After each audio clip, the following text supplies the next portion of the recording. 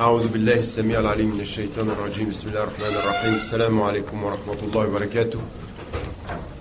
Chers amis, chères sœurs, chers frères, je peux au nom des organisatrices et des organisateurs de cet après-midi saluer le caractère massif de votre présence et rappeler ce qui vient d'être dit, à savoir que cette intervention aujourd'hui, elle n'est pas liée à l'actualité directement. La première partie va être vraiment, pendant 45 minutes, 50 minutes à peu près, une réflexion sur l'humilité, sur les voies de l'humilité, de l'intérieur des références islamiques, de l'intérieur de la tradition. Et vous allez voir qu'en même temps, quand on dit de l'intérieur de la tradition, on ne se coupe pas de toutes les autres traditions, on ne se coupe pas de la tradition des spiritualités et des autres religions. Au contraire, s'il y a un concept, s'il y a une notion qui est universelle, c'est bien celle, dans toutes les spiritualités, des voies qui mènent à l'humilité. Et on va en parler pendant 50 minutes, parce que c'est très utile pour chacun d'entre nous, à différents niveaux, parce que ça apaise certaines, parfois, prétentions et certaines attitudes. Et c'est dans le deuxième temps, à savoir le temps des questions-réponses, qu'il vous sera loisible de poser les questions que vous voudrez sur la situation en Belgique, c'est-à-dire, bien entendu, sur la première partie. Ce serait important aussi, s'il y a des clarifications, qu'on puisse les apporter, s'il y a des remarques, que vous puissiez les faire, mais également, plus largement, sur les questions plus actuelles, plus contemporaines, celles avec lesquelles vous vivez tous les jours. Et donc, Inch'Allah, on aura la possibilité, entre ce que vous entendez sur la scène européenne, dans la France voisine, et en même temps sur le débat ici en Belgique, qu'on puisse en discuter et échanger nos vues là-dessus. Alors, pendant 45 minutes, vous fermez le poste sur la réalité et vous vous transportez dans l'intériorité. Vous vous transportez dans ce qu'il y a finalement de plus fondamental dans tous les messages et dans le message éternel de l'unique. Ce qu'il faut qu'on dise et ce qu'il faut qu'on comprenne, c'est qu'au moment où nous parlons de l'humilité, où nous parlons d'une certaine façon d'être sur la terre et devant Dieu, quand nous parlons de l'islam et que nous parlons du tawhid, du fait de dire et de croire qu'il n'y a pas d'autre Dieu que Dieu, et donc la reconnaissance de la transcendance, nous ne nous situons pas simplement dans le message du dernier des messages, mais dans le cœur du message de tous les messages, de ceux qui ont accompagné le premier être humain dans la tradition musulmane, les deux premiers êtres humains, que ce soit la réalité de Adam et de Ève dans la révélation coranique, mais dans toutes les révélations, c'est-à-dire leur statut d'être humain devant le Créateur, et qui va traverser tous les âges, traverser également toutes les traditions, et qu'on retrouve en fait comme centralité dans la tradition ancienne des spiritualités et des prophéties. C'est vrai pour ce que l'on voit être et dire à Adam alayhi salam, à Adam, à son épouse Hawa, à également donc Ève, mais également à Nuh, à Noé alayhi salam, à Abraham, Ibrahim alayhi salam, à Moïse de la même façon, Moussa alayhi salam, c'est-à-dire toute la tradition, Isa, Jésus et alayhi salam, et le dernier des prophètes, alayhi salam, Muhammad, comme si vous voulez, un fil conducteur, c'est-à-dire la centralité du message. Et je crois que souvent nous devons comprendre nous-mêmes et faire comprendre avec ceux qui vivent avec nous que tout cela construit notre rapport au transcendant, et que ce qui construit notre rapport à Dieu va construire notre rapport aux êtres humains et à la réalité. Et que trop souvent, obnubilés par dire la spécificité du message, nous en oublions l'universalité de son sens et de son rayonnement. Et là, on a une notion où, j'en suis persuadé, celui d'entre vous qui est ici athée ou agnostique, Athée, c'est-à-dire qu'il nierait le fait qu'il y ait un Dieu. Agnostique, c'est qu'il dit ça n'est pas accessible à mon intelligence et je n'ai pas la réponse, donc ça n'intervient pas dans ma vie.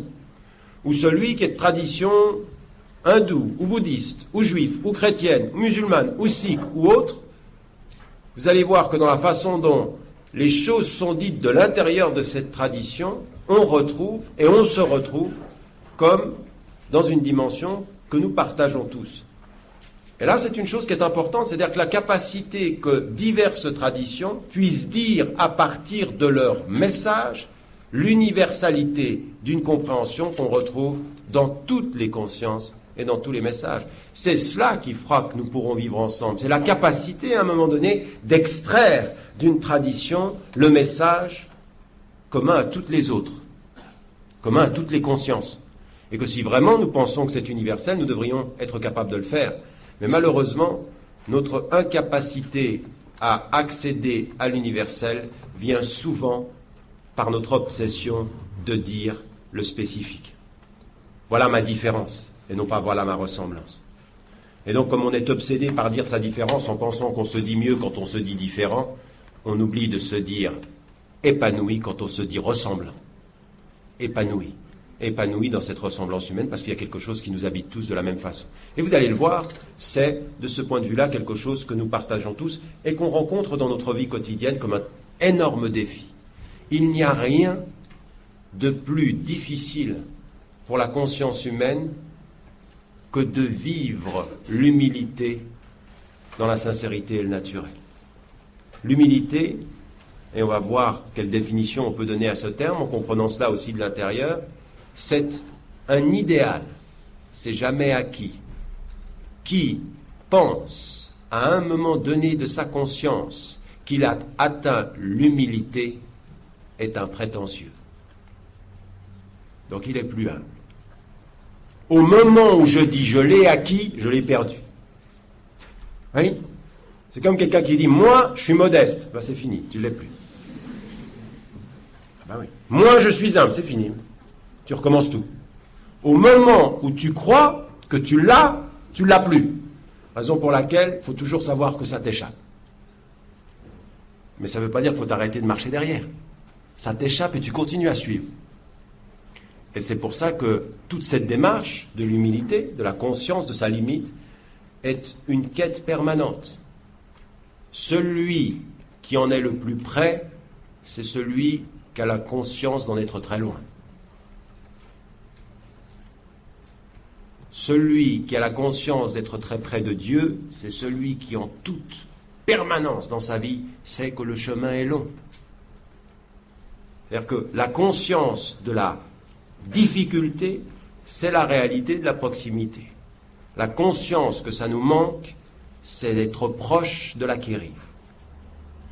Vous voyez cet équilibre-là ? Mais là, je suis en train de vous dire des choses qu'en fait, vous pouvez sentir, comprendre intellectuellement, qui peuvent paraître paradoxales, mais qui sont la vie, justement, des sentiments, parce que les sentiments sont parfois paradoxaux. Alors allons-y, essayez de comprendre de quoi il s'agit. En fait, de quoi parle-t-on quand on parle d'humilité ? L'humilité, ça commence avec la conscience d'être.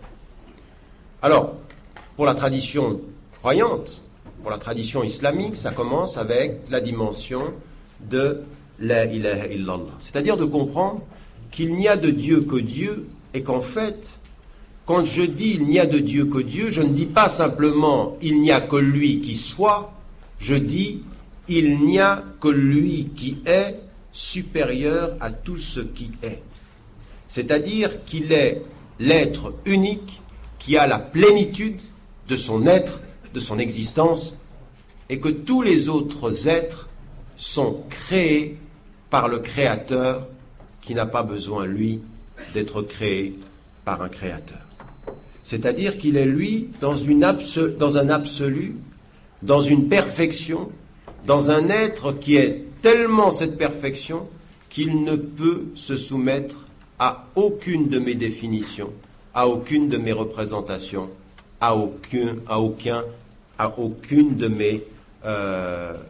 mes perceptions sensibles. Il est au-delà de tout ça. Et au moment où je dis ça, au moment où je dis la ilaha illallah, et vous allez comprendre qu'il y a deux mots qui sont, deux formules. C'est la formule d'attestation de foi, celle qu'on dit la ilaha illallah. Et l'autre formule, qui est vraiment sur laquelle il faut méditer, c'est celle que les musulmans utilisent et qui, pour la conscience occidentale, quand ils l'entendent, fait problème. C'est celle qui est Inch'Allah. Si il plaît à Dieu, si Dieu le veut. Ces deux mots, ces deux formules, Ashhadu an la ilaha illallah, j'atteste qu'il n'est de Dieu que Dieu, c'est-à-dire qu'il est, et que quand je fais quelque chose, je dis Inch'Allah, c'est-à-dire si lui le veut. Entre ces deux formulations, il y a la conscience profonde de ce que c'est que l'humilité devant Dieu, l'humilité de sa conscience. Donc la première des choses, on est pour l'instant dans le premier axe c'est de dire il n'y a de Dieu que Dieu. C'est-à-dire la reconnaissance d'une perfection, d'un être qui dépasse tout ce que je peux imaginer.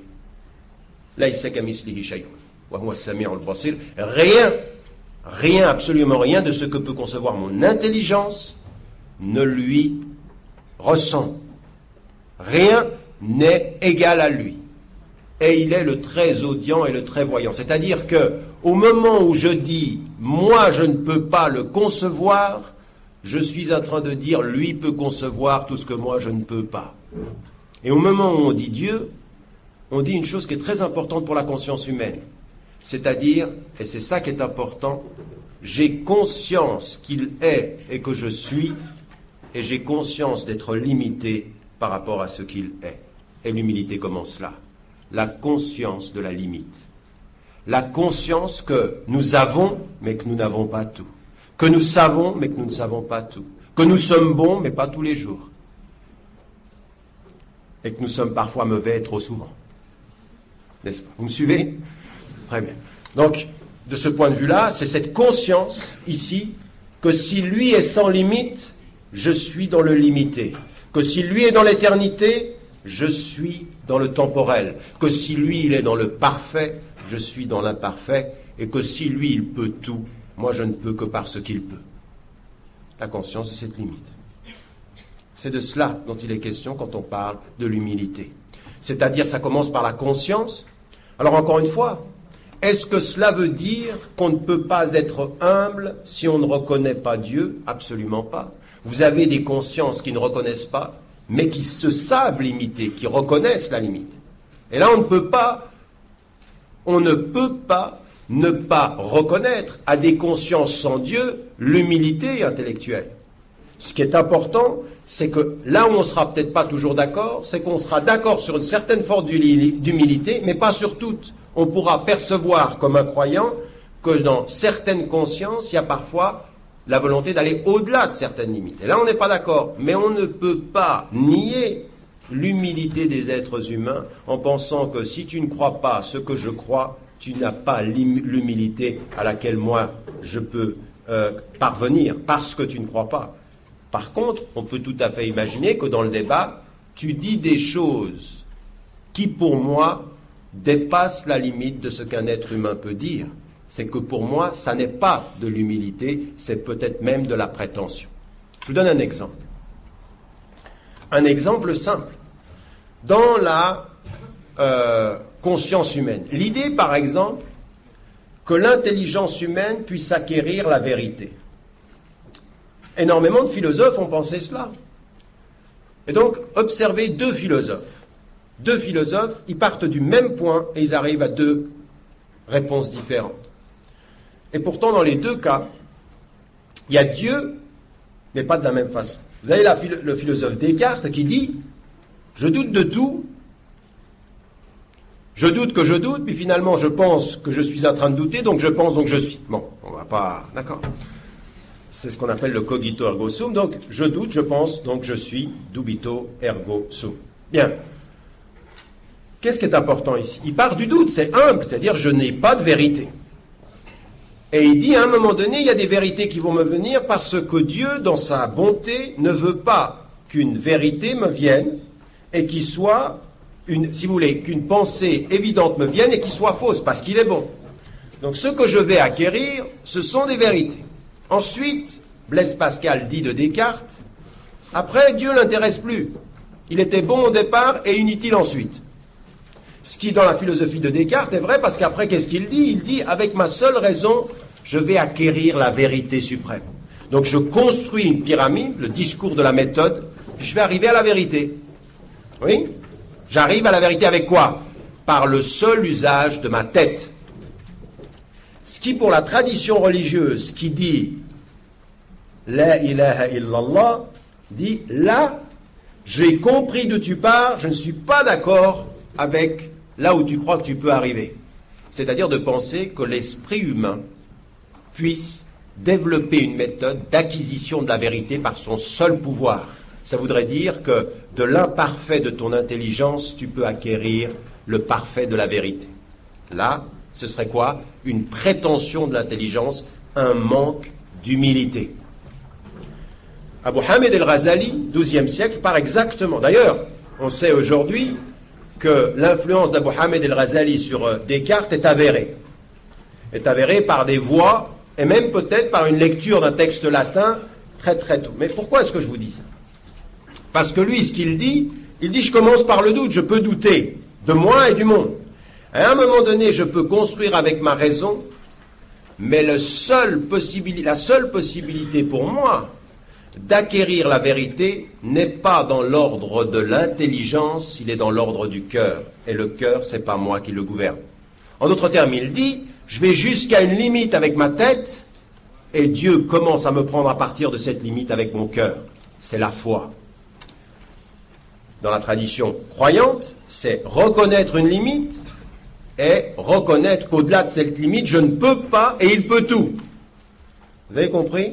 Deux chemins qui partent du même doute, et l'une qui, parce qu'elle pense que la raison se suffit à elle-même, dit la vérité, et l'autre dit, la raison ne me dit pas la vérité, elle me mène proche de la vérité, mais seul accède à la vérité mon cœur, et mon cœur est sous l'autorité de celui qui l'a fait. Ce qui renvoie à Pascal, le cœur a ses raisons que la raison ne connaît pas. Le cœur parle alors que la raison... Vous comprenez? Donc à partir d'un certain moment, les deux ont une certaine humilité, mais elles ne commencent pas au même endroit, elles ne s'arrêtent pas au même endroit. Le prétentieux dans tout cela, c'est celui qui regarde l'autre et qui lui dit « Comme tu ne commences pas comme moi, ou comme tu ne finis pas comme moi, il n'y a pas d'humilité chez toi. » Et c'est lui qui se transforme en prétentieux. Et je suis désolé de voir que dans beaucoup de consciences musulmanes, hommes ou femmes, il y a parfois cette prétention à être les seuls humbles. Vous me suivez? Nous, on est humbles. Et la prétention commence. Vous comprenez ce que je veux dire? C'est-à-dire qu'on ne peut pas se permettre la prétention de faire une OPA sur l'humilité des hommes. Il faut reconnaître à chacun les chemins de l'humilité et de savoir que les limites ne sont pas les mêmes. Et que le débat commence exactement à la limite. Qu'est-ce que tu crois que tu peux savoir? Et vous l'avez dans votre vie quotidienne, cette question. Vous vous tournez vers quelqu'un et tu lui dis, de quel droit tu me dis ça? Ça veut dire quoi, de quel droit? Quel droit te donnes-tu qui te permette de dire cela sur moi? À un moment donné, au cœur même des mosquées belges, juste avant qu'on ait prosterné le front devant Dieu le Très-Haut, juste après avoir fait ce geste de la pure humilité, vous pouvez parfois devoir dire à quelqu'un qui vient de se prosterner dans l'humilité qu'il se donne des droits et s'arroge des droits qu'il n'a pas. C'est-à-dire que le fait de prosterner son front ne veut pas encore dire qu'on a maîtrisé son intelligence et son jugement. C'est un long travail. C'est un long travail, c'est une longue éducation. Bien, ce que je voulais dire de cela, en commençant par un long cheminement, c'est que l'on comprenne d'abord que dans le rapport, dans notre tradition musulmane, la reconnaissance du transcendant, ce qu'il est au-delà de ce que je suis, est fondamentalement l'humilité qui commence par la conscience et la conscience des limites. Et dans la conscience des limites, savoir que dans notre entourage, des gens ont aussi la conscience des limites, même si elles ne commencent pas de la même façon, ou même si parfois elles commencent de la même façon, elles finissent pas et ne s'arrêtent pas de la même façon. Donc ça demande toujours de l'étude. L'humilité exige toujours de l'effort pour comprendre comment chemine celui qui chemine. Comment ça lui vient, cette position? Comment est-ce qu'il comprend les choses? On ne peut pas juger ou non de l'humilité. Pourquoi est-ce qu'on doit faire cela sur les autres? Parce que finalement, c'est ce qu'on doit faire vis-à-vis de soi-même. La conscience de la limite suppose une première condition. La voie de l'humilité, c'est une première condition. Dans la première reconnaissance qu'il y a un être supérieur au-delà de tout dans la tradition musulmane, mais la première des conditions après cette reconnaissance, alors on peut dire la deuxième condition, c'est celle de la connaissance de soi. C'est-à-dire la conscience de ses limites, c'est immédiatement prendre conscience de ce que je suis et de faire un travail sur moi pour savoir quelles sont les limites de ma personne. Et les limites de la personne, elles sont de 3 niveaux. Et vous allez le voir par l'exemplarité coranique et le voir également par l'exemplarité prophétique, l'exemplarité du prophète dans sa vie. La première des choses, c'est qu'à un moment donné, même quand il y a un message de vérité, les prophètes reçoivent le message de vérité et au moment où ils reçoivent le message de vérité, ils auraient 2 attitudes. La première attitude, c'est de penser que puisque j'ai la vérité, je peux avoir la prétention de la révéler. Je l'ai, je te la donne. Tu la veux pas, mais moi je l'ai. Et vous allez remarquer que toutes les histoires prophétiques du Coran, et là ça rejoint toutes les traditions, il n'y a pas un prophète, pas un, qui reçoit la vérité et qui n'ait pas peur de se tromper. Il n'y en a pas. Chacun reçoit et a cette petite crainte de trahir. Et le message coranique va jusqu'à rappeler à celui qui reçoit, sans moi tu te perds. Je t'offre la vérité, mais je ne t'ai pas donné l'infaillibilité. La vérité, c'est moi. L'infaillibilité, c'est toi.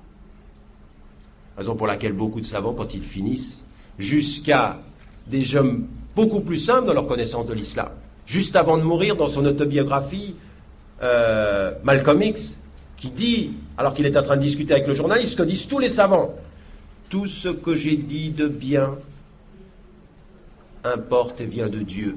Toutes les erreurs de ce que j'ai pu dire viennent de moi. Il est au-delà, mais moi, c'est moi le limité. Les erreurs, c'est moi. Donc la reconnaissance que là, on est dans l'ordre de la limite. Et donc ici, regardez les prophètes qui reçoivent la vérité. Le premier exemple, quel est-il? Celui qui craint. C'est Ibrahim alayhi salam. Avant même, il y a les autres. Je veux dire, je prends des exemples les plus parlants, mais on pourrait prendre vraiment tous les prophètes et faire une étude spécifique. Mais par exemple, vous avez Ibrahim alayhi salam.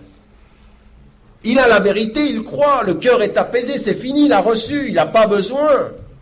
Et qu'est-ce qu'il dit? À un moment donné, il se retourne vers Dieu, il lui dit, montre-moi comment tu ressuscites les morts. Et Allah subhanahu wa ta'ala, Dieu lui dit dans le Coran, est-ce que tu ne crois pas? Il dit, non, mais pour que mon cœur s'apaise. En d'autres termes, tu reçois la vérité avec ta tête, et tout à coup, tu as le cœur qui est ébranlé. Pour que mon cœur s'apaise, je reconnais la limite, j'ai besoin de signes. L'être qui n'a pas besoin de signes est l'être accompli. Lequel d'entre nous ici n'a pas dans sa vie besoin de signes à tous les niveaux? Le signe que des fois il comprend ou qu'elle comprend. Le signe que parfois elle ou il est aimé. Je veux dire, comment faites-vous pour croire que quelqu'un vous aime si jamais il ne vous le dit, si jamais il ne vous le montre? Le besoin de signes est l'humilité affective. N'est-ce pas? Être humble affectivement, c'est dire clairement j'ai besoin de signes. Parce que sans signes, on peut verser dans la prétention de dire oh, de toute façon on m'aime. De toute façon on t'aime. Et si tu te trompais et qu'un jour tu te réveilles le matin et tu dis mais je croyais qu'on m'aimait. Ouais. La prétention, c'est de passer outre ses besoins. Et donc ici vous avez quelque chose, Ibrahim alayhi salam, qui reçoit tout ça et qui dit mais pour que mon cœur s'apaise, c'est-à-dire envoie-moi un signe. C'est-à-dire il peut être ébranlé lui. Youssouf alayhi salam, la même chose. Il est dans une situation où une femme veut l'attirer. Et là, il se retourne vers qui? il se retourne vers lui, parce que sans lui, moi, mes limites, c'est fini. Et il va même dire une chose, mais en face de moi des barreaux, c'est mieux que de me laisser seul avec moi-même. C'est vous dire, je sais tellement que je ne peux pas me maîtriser que c'est que la prison est mieux. C'est-à-dire, mets-moi un signe qui va faire donc la conscience de la limite, c'est-à-dire savoir, je ne peux pas. Et au cœur de la révélation d'un prophète, qui n'a aucun doute sur la véracité de ce qu'il reçoit, Allah subhanahu wa ta'ala lui envoie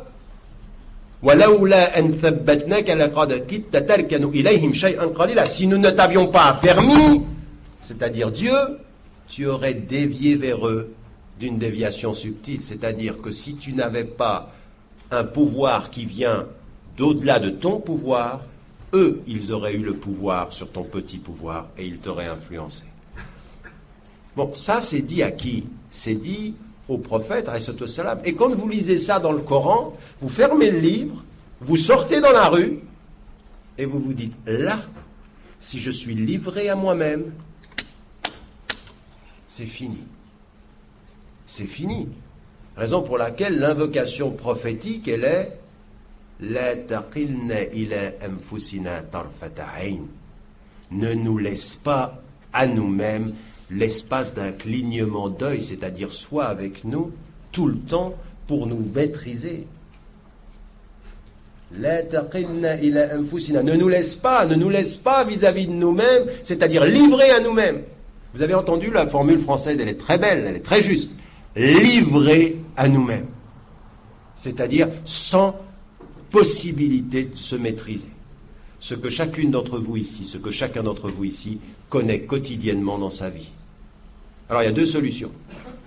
Soit sortir et dire, non, moi, comme j'en ai vu, des frères et des sœurs qui ont l'humilité de penser qu'ils auront la force de résister et qui, dans la force de résister, ne font que manifester leurs prétentions. D'ailleurs, ils sortent dans cette société-là. J'en ai vu, il dit, mais tu sais, moi, mon frère, j'ai même pas besoin de la communauté. Je sors, je vois les gens. Je suis musulman, c'est clair. Et je veux dire, de deux choses l'une. Soit tu es un ange, soit on ne vit pas sur la même planète. Pourquoi? Parce que ce qui est très important, c'est que l'humilité quant à soi marque d'immédiatement l'utilité des autres vis-à-vis de soi. C'est-à-dire de savoir que tout seul, tu n'y arrives pas, il faut Dieu et les êtres humains. Et les êtres humains qui sont des rappels qu'il y a un être au-delà de nous tous. Faire savoir qu'on a besoin de frères et de sœurs. Le frère, c'est celui qui rappelle, la sœur, c'est celui qui rappelle. Et là aussi, il y a des sœurs et des frères en humanité. Vous avez des gens qui sont à des années-lumière de la foi, mais par leur seule présence, ils font revivre en vous la foi. Il n'y a pas besoin que tu aies la foi pour faire vivre en moi ce que je crois. Parfois, parce que tu ne crois pas, tu me confirmes ce que je crois. Parfois, parce que tu fais, je sais ce que je ne dois pas faire. Parfois, en te voyant mentir, je sais le sens de la vérité. Parfois, en voyant ton défaut, je remercie Dieu de ma qualité. N'est-ce pas? C'est-à-dire que tout est utile dans le règne de l'humilité si on sait que ça ne passe pas par moi, ça passe par celui qui nous a fait tous. Tout ce travail-là, qui est la reconnaissance de la limite, et que vous voyez ici avec l'exemplarité du prophète dans le Coran. Et dans le Coran en même temps, de voir qu'à des moments donnés, et ça c'est très important, raison pour laquelle c'est très important dans la tradition musulmane, qu'il y ait une rupture absolue entre la majesté et la perfection absolue de Dieu et l'imperfection des hommes. C'est-à-dire qu'à un moment donné, Dieu intervienne dans le Coran et dise à celui à qui il envoie le texte, la révélation et la vérité, là tu t'es trompé par rapport à ce vieux. Tu as parlé aux riches dans la société et tu as négligé le vieux, le pauvre, l'aveugle dans la sincérité. Et que parmi les hommes, parfois, la richesse t'attire, la sincérité, tu la négliges. Et ce qu'il faut faire, au nom de Dieu, c'est avoir l'humilité de t'en remettre à lui pour voir la sincérité et négliger parfois la richesse et l'autorité. Oui, mais ça, c'est une reconnaissance que même le prophète, c'est notre exemple, l'idéal, eh bien, à des moments donnés, à penser à ses intérêts plutôt qu'à la sincérité d'un vieil aveugle. Et que le Coran intervient, Allah intervient et lui dit non. Ah ben ça va pas. Ça va pas du tout. Tu t'es renfrogné, tu t'es tourné, eh ben il va falloir te détourner. Celui qui pense savoir la vérité et qui ne se conçoit pas commettre cette erreur-là, celui qui sort de sa prière en pensant que sa prière l'a protégé de tout ce qui vient, il peut, au nom de cette humilité, comme on l'a dit tout à l'heure, faire acte de prétention et d'arrogance. Donc la conscience de la limite, vous l'avez avec Ibrahim alayhi salam, vous l'avez de la même façon avec le prophète alayhi salam, vous l'avez avec l'ensemble de tous les prophètes. Vous allez voir et puis un exemple extraordinaire. Regardez jusqu'à où ça va. Parce que quand vous y pensez, vous dites, mais il y a des signes, dans les choses les plus subtiles. Dans le Coran, Dieu dit à Moïse, il lui dit, tu vois alayhi salam, tu vois ton bâton là, tu vas le jeter, il va devenir serpent. Tu mets ta main, elle va devenir blanche, pure, comme une manifestation. Il lui dit, voilà les signes. Je t'ai donné la vérité, ça va marcher. Vous, c'est d'imaginer. L'espace de quelques secondes, nous restons des êtres humains, l'espace de quelques secondes, vous imaginez, vous avez reçu ce pouvoir extraordinaire, vous allez prendre le bâton, vous allez le jeter, il va devenir serpent devant tous les gens. Oui? Vous allez mettre votre main, elle va resplendir. Il y en a certains d'entre nous, ils sortent, ils disent là, venez. Mais regardez bien, regardez ce qui se passe. Il sort. Et à ce moment-là, regardez bien le signe, parce que même quand tu tiens la vérité, il va vivre le trouble. Au moment où les magiciens lancent, eux, leur magie, il a peur. Khaf. Moïse, qui a reçu les signes, est à un moment de déstabilisation. Il a peur. Tout à coup, il se dit, c'est trop pour moi, ça. Il est renvoyé à son statut d'homme.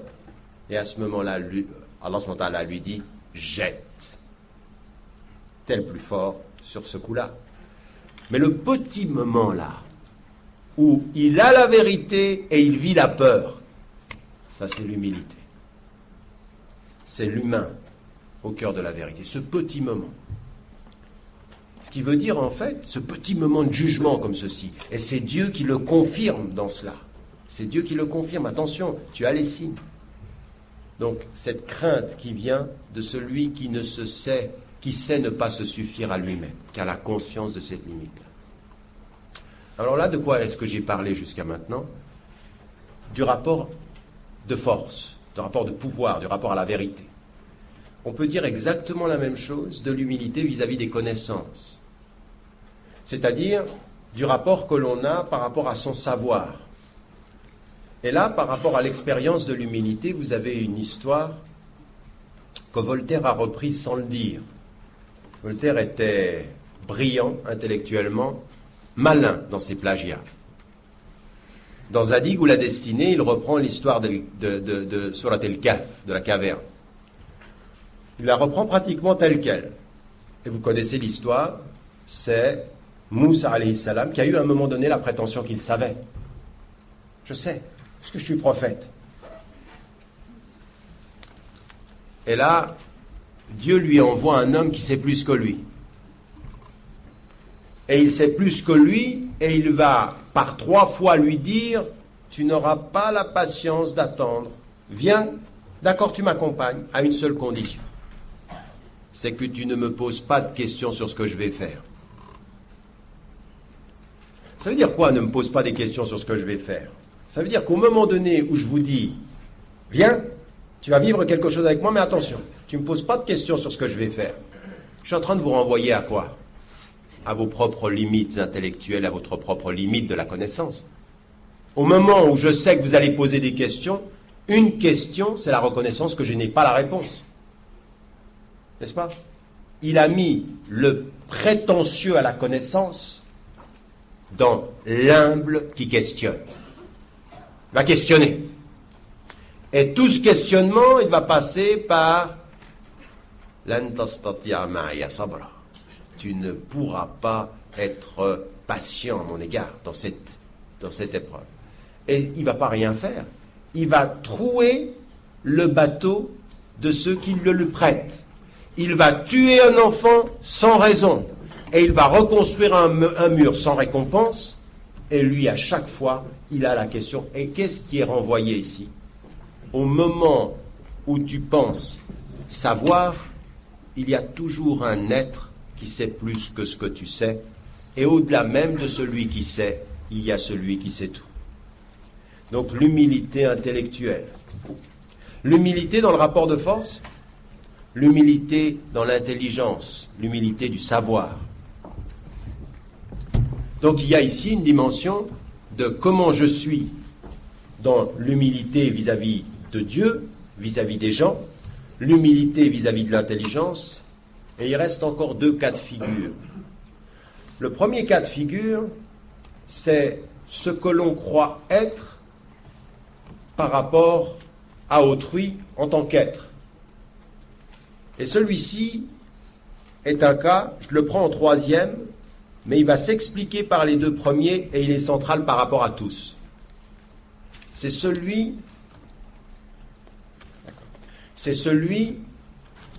qui est représenté dans la figure coranique de Iblis, du diable. Ou à un moment donné, la première des étapes, c'est laquelle? C'est la reconnaissance que Dieu décide des hiérarchies et qu'il dit aux anges, en face de cet être, vous vous prosternerez. Donc c'est l'idée que lui sait plus que moi, et ce qu'il me dit, c'est prosterne-toi. Tout le monde se prosterne à l'exception de Iblis, de la figure diabolique. Et regardez bien, le premier acte de non-reconnaissance vis-à-vis du divin est un acte d'arrogance vis-à-vis de l'humain. C'est vrai ça. C'est en face de l'homme qu'il a refusé de se prosterner. Le premier acte d'arrogance vis-à-vis du divin a été le refus de se prosterner en face de l'humain. Et ça, c'est à la fois vrai et à la fois symbolique. Le premier acte qui pourrait signifier chez un être qui dit « je crois en Dieu » l'arrogance vis-à-vis de Dieu, c'est la prétention vis-à-vis des hommes. Comme tu regardes les hommes, on peut savoir si au fond de ton cœur tu nies Dieu. Il ne s'agit pas de dire Dieu avec sa langue ou avec sa bouche. Il s'agit de le reconnaître jusqu'à la capacité de servir parmi les hommes celui qui est apparemment le moins digne d'être servi. Raison pour laquelle, dans la tradition mystique, souvent, qu'est-ce qu'on dit? Et là, vous avez vous avez des gens qui sont extraordinaires de ce point de vue-là. On vient, on leur dit, moi je veux te suivre, tu es mon maître spirituel. Et qu'est-ce qu'il dit à celui qui veut venir? Il dit, d'accord, tu veux être mon élève? D'accord. C'est ce que tu vas faire pendant 2 ans. Pas samedi soir une fois. Pas le couscous de l'amitié chaque ramadan. 2 ans. Tu vas aller et tu vas servir les plus démunis et les laissés pour compte de la société. Oublie-toi en eux pour commencer à te souvenir de lui. Combien font ça? Combien ce serait un peu plus simple entre nous si on comprenait que nos arrogances et nos manques d'humilité entre nous sont des signes de prétention vis-à-vis de Dieu. Et donc ici, ce qui est important, c'est la centralité de cette arrogance. Le premier acte de négation, l'arrogance devant l'homme, le refus de la prosternation. Et ça, vous l'avez dans la figure d'Iblis, du diable. Il est l'être qui, par excellence, manque d'humilité. Il est arrogant. Mais vous avez bien compris, il ne nie pas Dieu puisqu'il lui parle. Attention, il faut faire attention. C'est pas, comme on dit, qu'un faire au sens mécréant, il n'y a pas de Dieu. Non, il lui parle. Comment voudriez-vous qu'il nie celui à qui il parle? C'est comme si moi je dis Faline n'existe pas. Et là, vous pouvez dire, Tariq, il n'est pas dans son état normal. Et pourtant, il est là. Donc, il lui parle, il ne nie pas l'existence de Dieu. Il a l'arrogance de défier son pouvoir. C'est ça la différence. Donc parfois, dans nos vies à nous, on ne nie pas Dieu, mais notre arrogance est une négation de son être, de la dignité qu'on doit avoir vis-à-vis de lui. Vous avez bien compris qu'en fait, il y a une nature du kufr qui n'est pas nier Dieu, mais qui est une attitude humaine tellement prétentieuse qu'elle est indigne du Créateur. Et Iblis, c'est l'indigne. C'est pas le négateur de Dieu au sens où il dit il n'y a pas de Dieu. Il n'a pas dit il n'y a pas de Dieu. Il dit non. Et il l'interpelle et qu'est-ce qu'il lui dit? Ana khayrun minhu. Je suis meilleur que lui. C'est-à-dire une prétention à l'être. Ceux qui n'ont pas voulu suivre, parfois, regardez le prophète qui dit la véritable foi, c'est de suivre le leader, même si c'est un esclave. Mais qu'est-ce qu'il veut dire par là? Votre être ne vous donne aucune supériorité en tant qu'être. Il y a des qualités, il y a des choses qui sont du secret de la volonté d'Allah subhanahu wa ta'ala, et que seul lui connaît. Inna akramakum indallahi atqakum. Le meilleur d'entre vous, c'est le plus pieux. Ça veut dire que toi, tu pourrais ne rien voir, et lui voit ce que tu ne vois pas. Et s'il a décidé que lui avait le pouvoir, toi, de ce point de vue-là, tu dois avoir l'humilité de le reconnaître. Et c'est pas sa couleur de peau, et c'est pas son origine qui doit faire la différence. C'est la qualité. Ça veut dire qu'en fait, l'humilité suppose toujours l'étude pour savoir sur quoi se base la hiérarchie. Le racisme, de ce point de vue-là, est une horrible prétention, une arrogance absolue. C'est de pouvoir regarder quelqu'un à sa couleur de peau et de pouvoir supposer que la couleur a dit ce qu'il était, à la différence de ce que j'étais. Et ça, même quand on dit la ilaha illallah entre nous, celui qui peut regarder de son origine à lui, je suis arabe, et donc j'ai cet islam qui me vient de mon arabité, et qui peut regarder le converti, et que penser que le fait d'être converti est de nature et de fait quelque chose qui est en dessous de mon islam à moi. Ça, c'est un racisme de la même façon. C'est une arrogance incroyable d'avoir oublié que celui qui vient de très loin dans l'islam par conversion est peut-être plus près de Dieu par vocation. Parce que Dieu l'a pris. Et que toi, t'es né dedans, mais t'es loin d'être bon dedans. C'est pas toi qui décides, et ça demande une étude, ça demande de travailler, de savoir sur quoi se base la particularité. Et le moins qu'on puisse dire, c'est que vous le savez tous, il y a du racisme dans notre communauté au nom même de la ilaha illallah. Un racisme absolument inacceptable par rapport aux convertis, par rapport aux personnes de couleur, par rapport à ceux, je veux dire, des choses absolument, même au niveau, alors moi, on me fait rire, on me dit souvent, tu sais, le racisme ou la compétition qu'il y a entre les Tunisiens et les Marocains, par hasard, aujourd'hui, ou les Algériens, ou les Belges, ou autres. Oui, ça, c'est pas nous, ça vient de la colonisation. Non mais, quelle force spirituelle as-tu pour qu'une colonisation politique puisse faire entrer dans ton cœur des choses aussi prétentieuses, aussi fausses, aussi dénuées de fondement?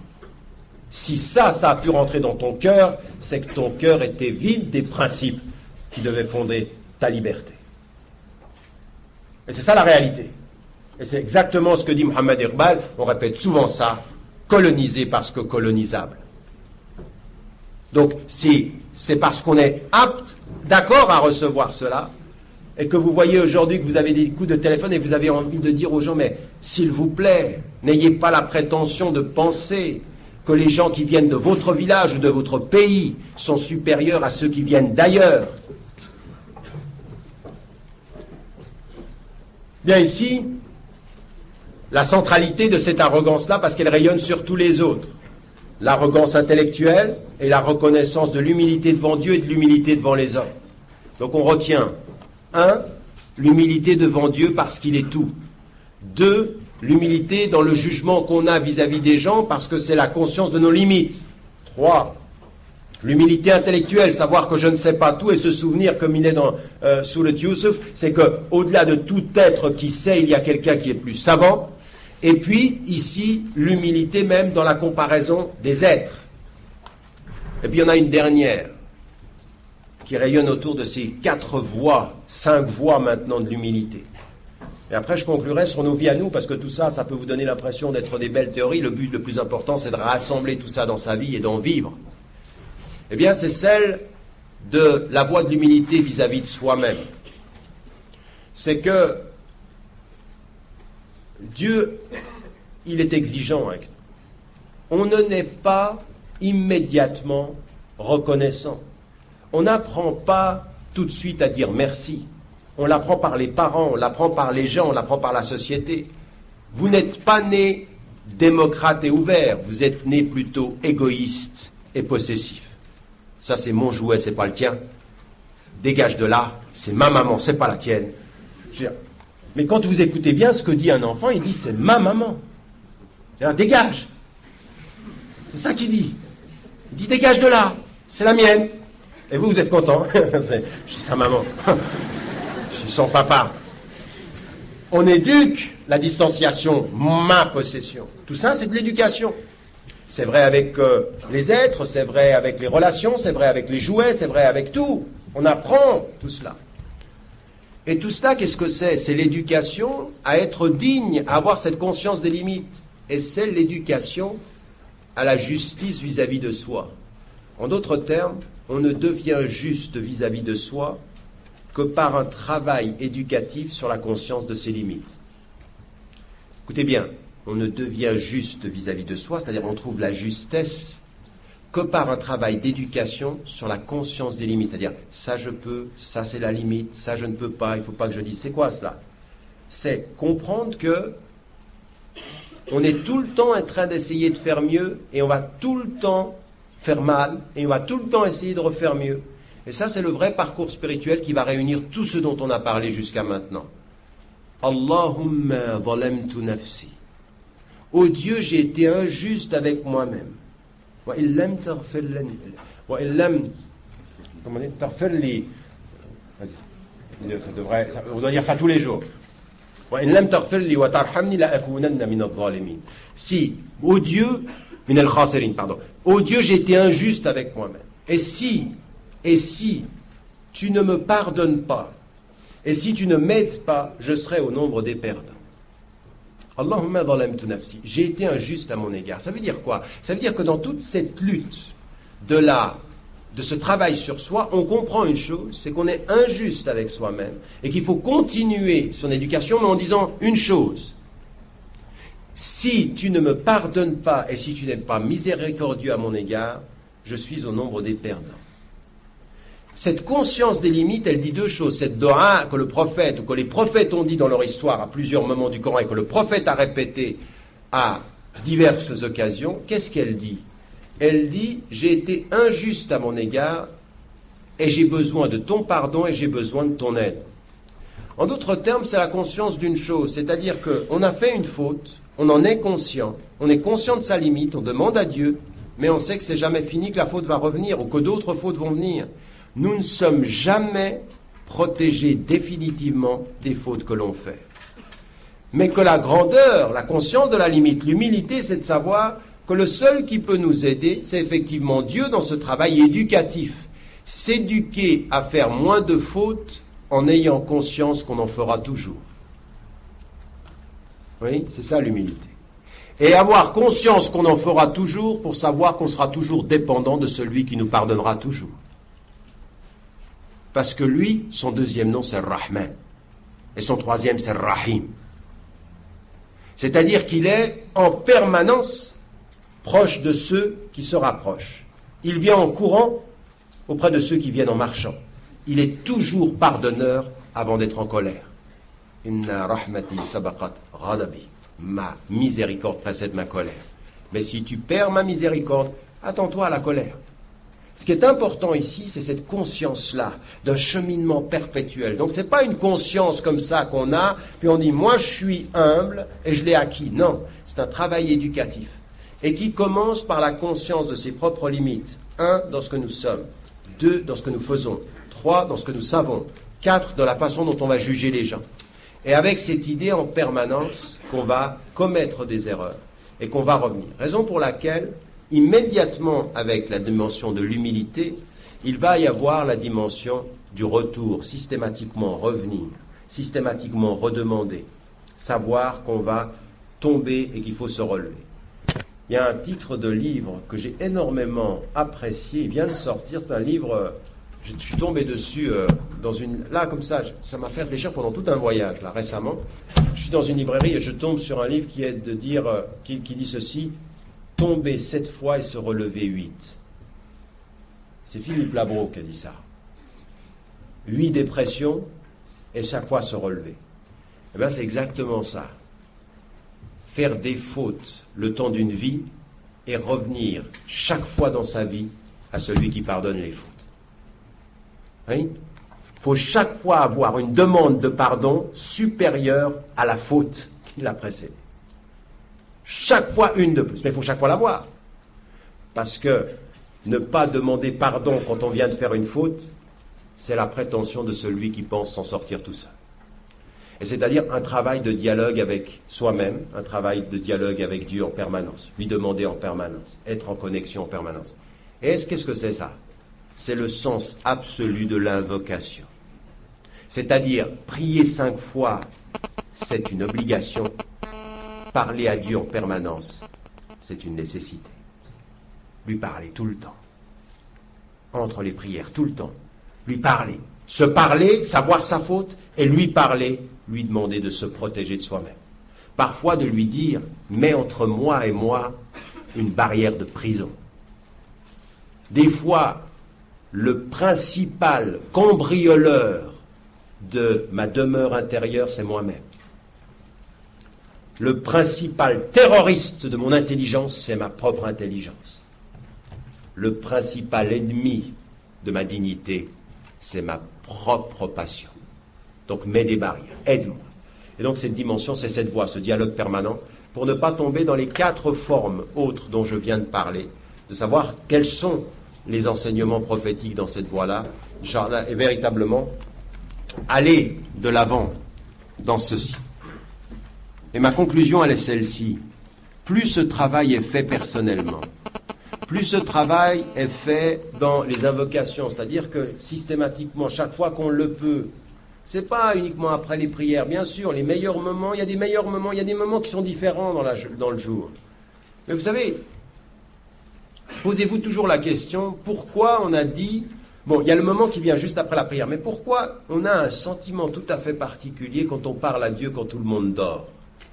Pourquoi la nuit, elle nous donne l'impression? Alors, bien entendu, sur le plan spirituel, on a des messages, il y a des signes. Il y a quelque chose de tout à fait particulier qui se passe la nuit quand les gens dorment. Et que si les gens savaient reconnaître la force de la nuit, ils dormiraient peut-être moins. Non, vous pouvez dormir autant que vous voulez, mais mieux. La qualité du sommeil, ça c'est quelque chose de très important. Il y en a qui dorment vraiment de façon... Enfin, je ne vais pas entrer dans ces détails-là de votre rapport au sommeil. Mais réellement, le fait de se retourner et de dire ces invocations, dire toutes ces invocations qui sont des invocations de proximité. Allahumma zalamtu nafsi wa in lam taghfir li wa tarhamni la akunanna min adh-dhalimin wa min al-khasirin. C'est-à-dire toute cette dimension qui est je vais être de ceux qui sont injustes ou de ceux qui se perdent si tu ne fais pas en sorte que je puisse me protéger de moi-même. Ce dialogue-là, pourquoi finalement ceci est important? Parce que tout ce travail d'humilité, de la voie d'humilité dans l'intelligence, d'abord spirituellement, puis ensuite dans l'intelligence, puis ensuite dans le jugement, puis ensuite dans l'être, c'est ce qui doit nous faire ensuite sortir et rencontrer les gens avec cette humilité travaillée pour soi et offerte à tous ceux qui sont autour de soi. C'est le faire pour soi-même, parce que finalement on sait qu'on est seul. Ça c'est pour Dieu qu'on le fait, c'est pour moi. C'est vraiment travailler à connaître mes limites. Mais qu'est-ce qui est important ensuite? C'est qu'il n'y a rien, il n'y a pas d'être qui est de meilleure compagnie que celui qui connaît ses limites. Que celui qui, quand il vous regarde, il dit « ça je ne sais pas ». Vous savez, il y a un frère, il m'a dit, une fois, il m'a dit « j'ai fait quelque chose de très grave ». J'ai fait quelque chose de très grave, et vraiment c'était grave, islamiquement c'était très grave, moralement c'était très grave. Puis je suis allé vers un frère, le frère qui m'est le plus proche, Puis je lui ai dit, j'avais envie de lui dire, ça devait sortir du cœur, je voulais me confier. Et il se confie et lui dit, voilà ce que j'ai fait. Moi, je me suis posé la question, si je l'avais su, comment j'aurais réagi? Parce qu'à des moments donnés, justement, maîtriser son jugement, c'est un acte d'humilité. C'est-à-dire, là, j'ai pas à juger. Bien sûr que chacun juge. Arrêtez de dire, moi, je juge pas, c'est pas vrai. C'est-à-dire, c'est n'importe quoi. Quelqu'un qui dit, moi, je juge pas. Mais oui, d'accord, tu juges pas, tu parles. La question, c'est de maîtriser ton jugement. Tout le monde juge, c'est la maîtrise du jugement qui compte. C'est-à-dire qu'il y a des gens qui jugent sans se maîtriser, et là, ils vous envoient leur jugement à la figure, et il y a des gens qui jugent et qui se maîtrisent, et par la maîtrise de leur jugement, jugent moins. Ne pas juger, c'est moins juger. C'est pas faire semblant de ne pas juger. Moi, je me méfie toujours de quelqu'un qui dit « je juge pas » parce que lui, il peut être dangereux. Ah, vraiment, il peut être dangereux. Il peut vous assassiner dans le dos. Dès que vous tournez le dos, il dit « je t'ai pas jugé, mais je te tirais dessus ». Ça, c'est le pire. Ceux qui vous tuent en vous disant qu'ils vous ont laissé vivant. Eh bien, ça, c'est une vraie réflexion de maîtrise. Et il dit, je suis allé vers lui, et je lui ai dit ça, il a écouté, puis je lui ai dit, qu'est-ce que tu en penses? Et je m'attendais à son jugement. Et regardez ce qu'il lui dit. Il dit, moi je sais pas, mais j'ai pas l'impression que Dieu doit aimer ça. Non mais attendez, mais écoutez bien la réponse. Parce que moi je vous promets que cette réponse, elle m'a fait pleurer. C'est-à-dire que lui, il vient avec toute la misère du monde, il lui la met devant. Lui, il la prend, il dit, je sais pas, ça me fait peur, mais Dieu, il n'aime pas ça. Il le renvoie à sa conscience et il se protège de son jugement. Si simplement on pouvait être ça pour ses frères et sœurs, pour les êtres humains sur la terre, je sais pas, mais réveille ton cœur et réveille ta conscience. C'est là qu'on fait les êtres libres, c'est là qu'on fait des êtres dignes. Moi, je sais pas, je ne suis pas ton juge, je suis simplement peut-être une lumière qui rappelle ta lumière. Et si je peux être que ça, entre deux lumières, on essaiera de faire moins de dégâts. Inch'Allah.